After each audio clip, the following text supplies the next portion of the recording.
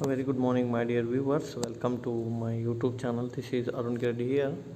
In today's class, I would like to discuss about the company law case studies.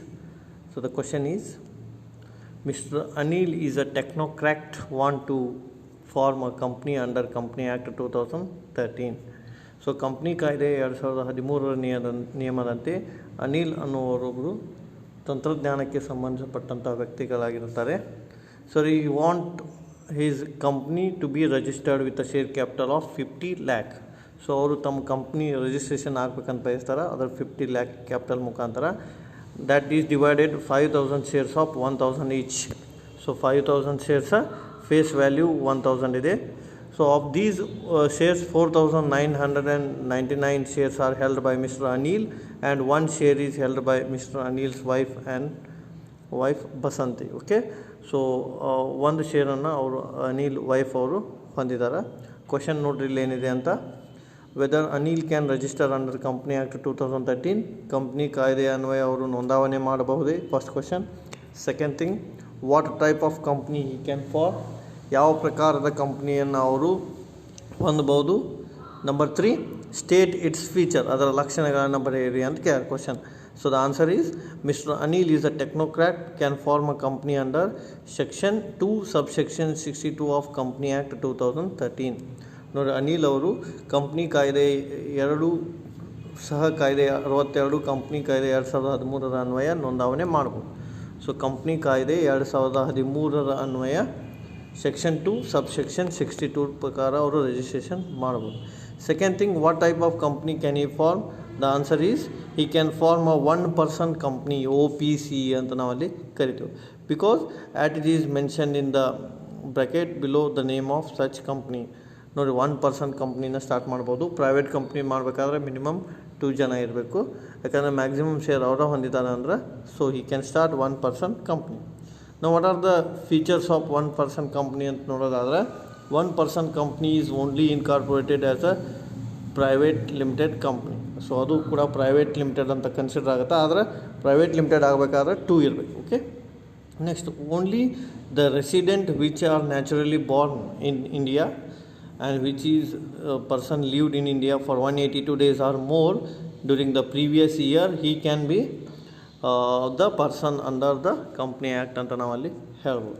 And it may be noted that only one director through higher number is also allowed. One director allow ಆಗ್ತಾರೆ.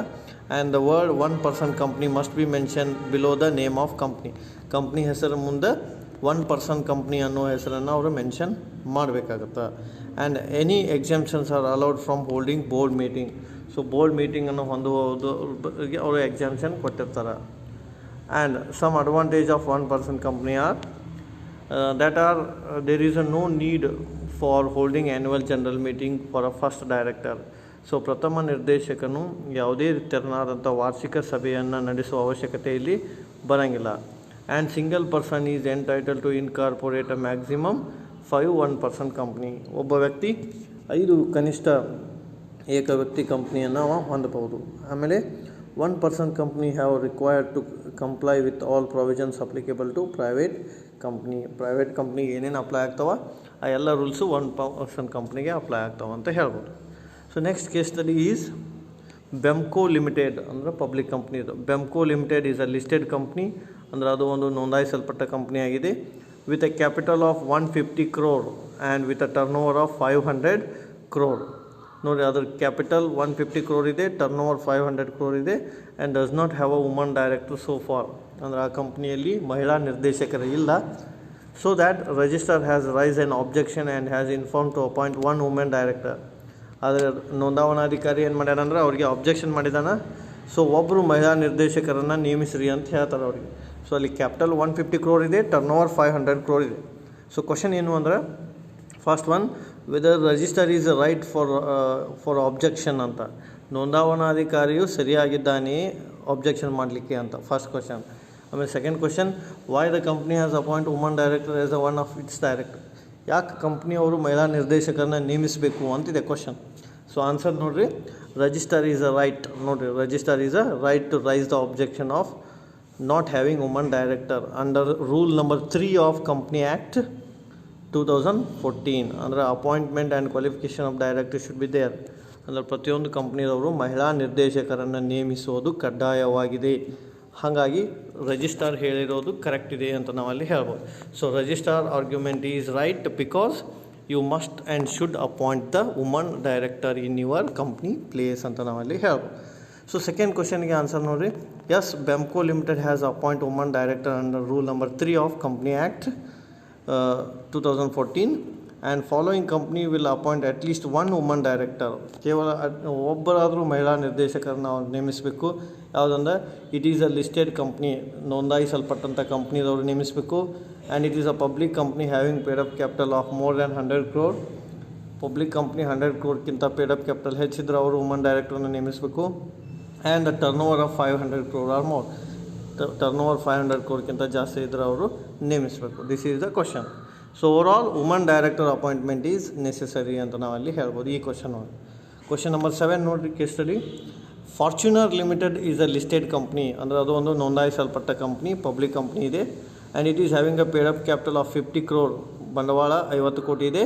And it debenture 50 crore and the turnover 500 crore. So ನೋಡಿ, 50 crore share capital ಇದೆ, 50 crore debenture ಇದೆ, ಆಮೇಲೆ total turnover 500 crore ಇದೆ. And it has only 5 directors are present at the meeting, but there is a no independent director. ಕೇವಲ 5 ಜನ ನಿರ್ದೇಶಕರದಾರ. ಇಲ್ಲಿ ಯಾವುದೇ ರೀತಿಯಾದಂಥ ಸ್ವತಂತ್ರ ನಿರ್ದೇಶಕ ಇಲ್ಲ, ಇಂಡಿಪೆಂಡೆಂಟ್ ಡೈರೆಕ್ಟರ್ ಆ ಕಂಪ್ನಿ ಒಳಗಿಲ್ಲ. ನಾವು they want to appoint them, ಅವರನ್ನು ನೇಮಿಸಲು ಬಯಸಿದ್ದಾರೆ. Question number 1, why they are suppose to appoint independent director. ಯಾಕೆ ಪರ್ಯಾಯ ನಿರ್ದೇಶಕರನ್ನು ಅವರು ನೇಮಿಸಬೇಕು? Question number 2, how many independent directors are appointed as per the company act 2013. Company ಕಾಯ್ದೆ 2013ರ ನಿಯಮದಂತೆ ಎಷ್ಟು ಸ್ವತಂತ್ರ ನಿರ್ದೇಶಕರನ್ನು ಅವರು ನೇಮಿಸಬೇಕು? ಆನ್ಸರ್ ಏನು ನೋಡ್ರಿ. Here central government has prescribed under rule number 4 of a public company have at least 2 director as a independent director. ನೋಡಿ, ಕನಿಷ್ಠ ಇಬ್ಬರು ನಿರ್ದೇಶಕರು ಏನಾಗಿರ್ಬೇಕು ರೀ, ಸ್ವತಂತ್ರ ನಿರ್ದೇಶಕರಾಗಿರಬೇಕು. And paid up capital of 10 crore or more, ಬಂಡವಾಳ ಎಷ್ಟಾಗಿರ್ಬೇಕು ರೀ ನಿಮ್ಮದು? 10 crore ಆರ್ ಮೋರ್, ಅದಕ್ಕಿಂತ ಹೆಚ್ಚಾಗಿರಬೇಕು. ಆಮೇಲೆ ಟರ್ನ್ ಓವರ್ ಎಷ್ಟಾಗಿರ್ಬೇಕು ಹೇಳ್ರಿ? 100 crore ಅಥವಾ ಅದಕ್ಕಿಂತ ಹೆಚ್ಚಿರಬೇಕು. And here aggregate outstanding loans or deposits should exceed 50 crore. So loans ಕೂಡ 50 crore ಜಾಸ್ತಿ ಇರಬೇಕು. ಆನ್ಸರ್ ನಂಬರ್ 2 ನೋಡಿರಿ. Every listed company should have at least 1/3 of total number of director as a independent director. ನೋಡಿ, ಕಂಪ್ನಿ ಒಳಗೆ ಕಡ್ಡಾಯವಾಗಿ ಅಟ್ಲೀಸ್ಟ್ ಎಷ್ಟು ಜನ ಇಂಡಿಪೆಂಡೆಂಟ್ ಡೈರೆಕ್ಟರ್ ಇರಬೇಕಂದ್ರೆ 1/3 director should be independent director. ಅಂದರೆ out of 9, 3 should be independent director ಅಂತ ನಾವು ಅಲ್ಲಿ ಹೇಳ್ಬೋದು. ಆಮೇಲೆ at least 2 director as a independent director which ever is more. ಅಥವಾ ನಾವೇನು ಹೇಳ್ಬೋದು, ಕನಿಷ್ಠ ಇಬ್ಬರು ನಿರ್ದೇಶಕರು ಇರಬೇಕು, ಸ್ವತಂತ್ರ ನಿರ್ದೇಶಕರು. ಅದರಲ್ಲಿ ಯಾವ್ದು ಹೆಚ್ಚಿದೆ ಅದನ್ನು ನಾವು ನೋಡ್ಬೋದು. Here Fortuner limited must be at least 2 independent director. ಇಬ್ಬರು ಸ್ವತಂತ್ರ ನಿರ್ದೇಶಕರನ್ನು ಅವರು ಹೊಂದಿರಬೇಕಾಗತ್ತೆ ಅಂತ ನಾವು ಅಲ್ಲಿ ಹೇಳ್ಬೋದು. ಸೊ ನೆಕ್ಸ್ಟ್ ಕ್ವಶನ್ ನೋಡಿರಿ ಏನಿದೆ. Simplex company wants to appoint first and subsequent auditor. Simplex ಅನ್ನೋದು ಕಂಪ್ನಿ ಇದೆ, ಅವರು ಫಸ್ಟ್ ಮತ್ತು ಸಬ್ಸಿಕ್ವೆಂಟ್, ಮೊದಲು ಮತ್ತು ನಂತರದ ಲೆಕ್ಕ ಪರಿಶೋಧಕರನ್ನು ನೇಮಿಸಲು ಬಯಸಿದ್ದಾರೆ. What is the procedure to appoint and how many years they can be appointed. ಅವ್ರನ್ನ ಅಪಾಯಿಂಟ್ ಮಾಡಲಿಕ್ಕೆ ಪ್ರೊಸೀಜರ್ ಏನಿದೆ ಮತ್ತು ಎಷ್ಟು ವರ್ಷದ ತನಕ ಅವ್ರನ್ನ ನೇಮಿಸ್ಬೋದು? ಆನ್ಸರ್ ನೋಡಿರಿ. They are the first auditors of a company should be appointed within 30 days from the date of incorporation of a company.